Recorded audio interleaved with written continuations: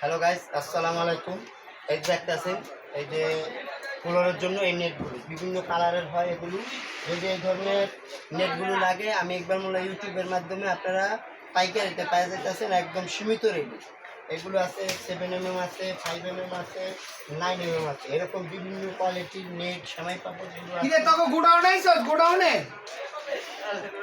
এই যে আছে, এই যে কালার আছে দেখতে পাইতেছেন বিভিন্ন ধরনের। এটা আছে সেমাই পাপড়, সেমাই পাপোশ আছে আর নেট পাপোশ আছে। এটা 4 ফিটই হয়, 3 ফিটই, ছোটো বড়ো করে কাইটা বিক্রি করা যায়।